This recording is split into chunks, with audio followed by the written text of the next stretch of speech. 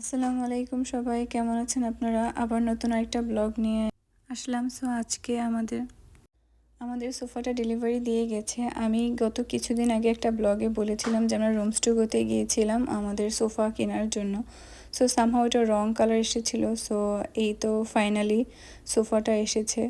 So আসলে এটা অনেক দিন যাবত আমরা কিনবো ভাবছিলাম। খুবই ভালো সোফাটা এবং অনেক সফট ও ফ্যাব্রিক। দেন সামনে পিছনে আগানো যায়, সব মিলিয়ে আসলে সোফাটা আমাদের খুবই পছন্দ হয়েছিল। তো এই তো এখন আস্তে আস্তে একটু কাজ শুরু করে দিলাম।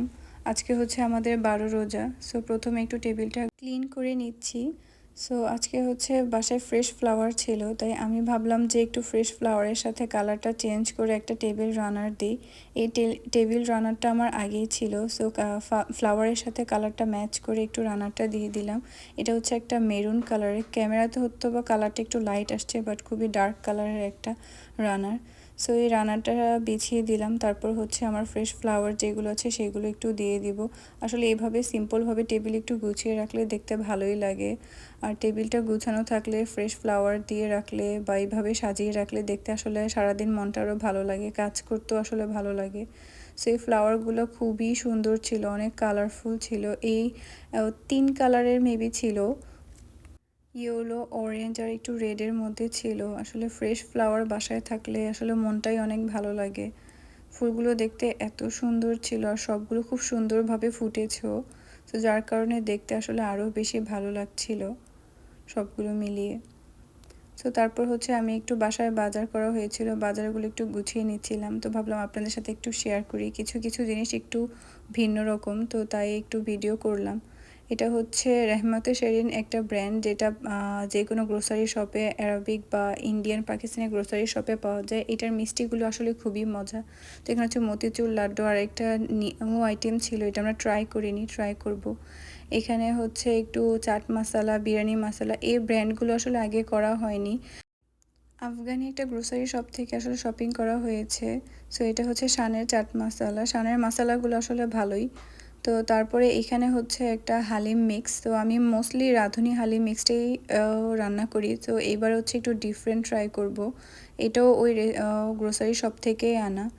তারপর হচ্ছে ওরা এই জিনিসটা আমার খুব ভালো লেগেছে, ওরা ছোট্ট একটা বাসমতি চালের প্যাকেট আর হচ্ছে একটা নোট দিয়েছে আসলে বাজারের, কারণে এটা যে ফ্রি গিফট হিসেবে খুবই ভালো লেগেছে আমার।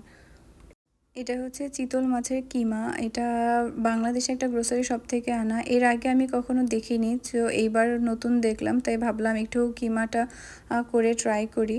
সো এটা আসলে খেতে ভালোই লেগেছে এবং মোটামুটি ফ্রেশই লেগেছিলো।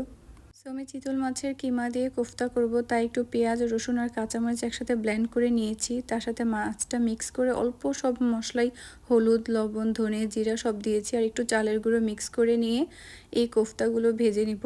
এটা আসলে খেতে অসম্ভব ভালো লেগেছে। আসলে বাহিরের দেশে এইভাবে পাওয়া যায়, সেটা অনেক ভাগ্যের ব্যাপার। আমি সবসময় বাসায় ঘি বানাই, তো এবারও বাসায় ঘি বানিয়ে নিয়েছি। আমার ঘি শেষ হয়ে গিয়েছিল, তার সাথে একটু চিকেন রান্না করেছিলাম। আর হচ্ছে এখানে পেঁয়াজুর জন্য আমি সব কিছু রেডি করে রেখেছি, একটু পেঁয়াজও ভাজবো। এভাবে রেডি করে রাখলে আসলে কাজ অনেক আগায়। এখানে হচ্ছে টার্কিশ কিছু মিষ্টি, সব মোটামুটি 4-5 আইটেম একসাথে করে দিয়েছে। এটা $17 মতন পড়েছিল।